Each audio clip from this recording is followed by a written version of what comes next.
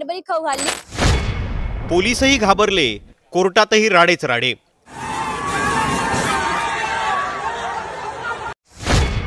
मालेगावच्या आरोपीला लपून ठेवण्याची वेळ। तर लोकांची मागणी होती की आरोपी आमच्या ताब्यात द्या, की जे कायद्याने शक्य नाही। चिमुरडीला ओरबाडणाऱ्या नराधमाला लपवलं कुठं?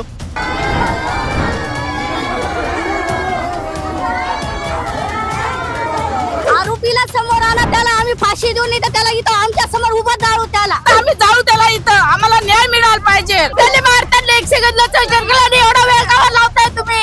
अब नहीं बचाएंगे बेटी, अब नहीं पढ़ाएंगे बेटी। लोक म्हणतात ना कोर्ट ना पोलीस, फैसला ऑन द स्पॉट।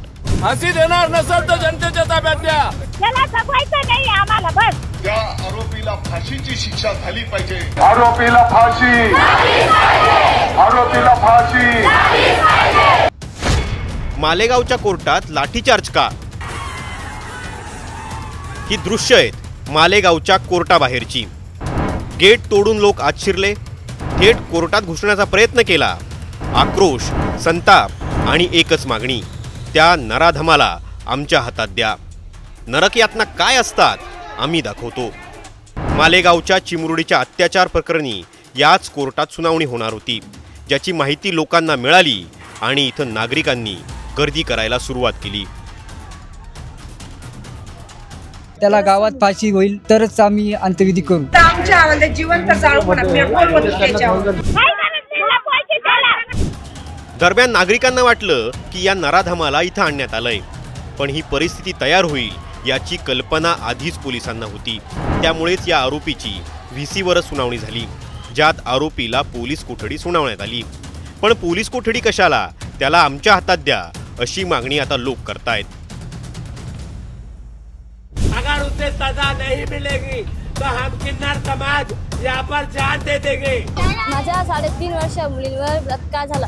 आम्ही गेलो होतो त्याच्या घरी, तो म्हणे मी कॅडबरी खाऊ घालली आणि दुसऱ्या दुकानावर सोडलं म्हणे। आम्हाला फक्त न्याय पाहिजे, त्याला फक्त आमच्या जवळ पाठवून द्या। फक्त न्याय बस, त्याला फाशी द्या, त्याला चौकात आणा, आमच्या समोर द्या। आरोपीला फाशी, आरोपीला फाशी। पुढची 10 दिवस या प्रकरणासाठी महत्त्वाची असणार आहेत, कारण या कुटुंबाने दिलेला एक अल्टिमेटम, 10 दिवसांचा अल्टिमेटम, आणि यात मनोज जरांगेंनी घेतलेली उडी। तर पूर्ण मालेगाव तालुक्यातील सर्व ग्रामस्थ इथं जमलेले आहेत। यांच्या सर्वांच्या वतीने आम्ही तुम्हाला फक्त एकच निवेदन देतो की जोपर्यंत तुम्ही आंदोलनाची हाक देत नाही तोपर्यंत या शासनाला आणि प्रशासनाला जाग येणार नाही। आम्हाला फक्त तुम्ही इथं सांत्वनास्पद आलेले त्या फक्त एकच शब्द द्या की जर या 10 दिवसात जो गव्हर्नमेंटने आपल्या प्रशासनाने जो अल्टिमेटम दिलाय, या 10 दिवसात जर त्याचा काही निर्णय नाही लागला तर स्वतः तुम्ही आमच्या सोबत आंदोलनात उतरताय, ही एक फक्त हाक तुम्ही द्या। त्या व्यतिरिक्त या प्रशासनाला जाग येणार नाही।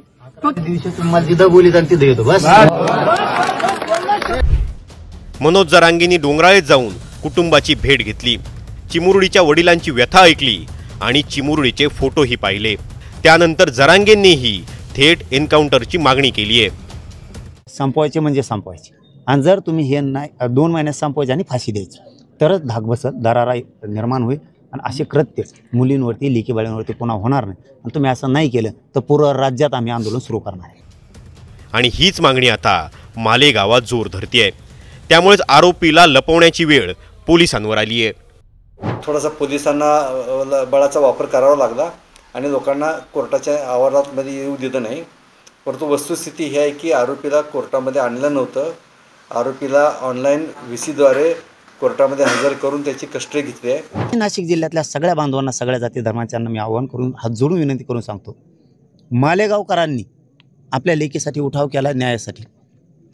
पूर्ण नाशिक जिल्हा बंदची लगेच हाक द्या, म्हणजे टप्प्याटप्प्यात पूर्ण राज्य बंदची आपल्याला हक द्यायची, आणि त्याच्यात पूर्ण ताकदीने मी उतरणार आहे।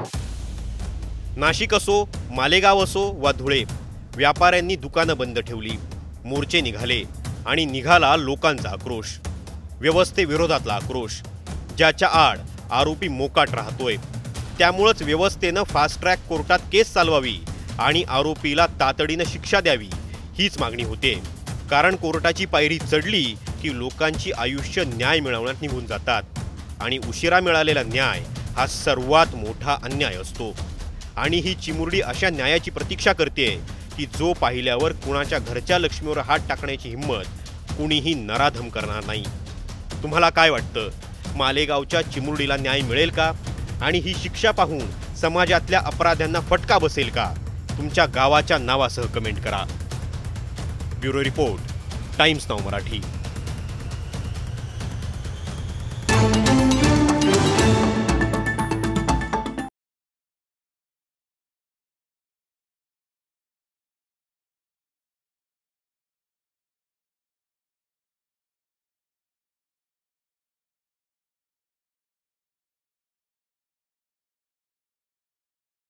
माझ्या 3.5 वर्ष मुलींवर बलात्कार झाला।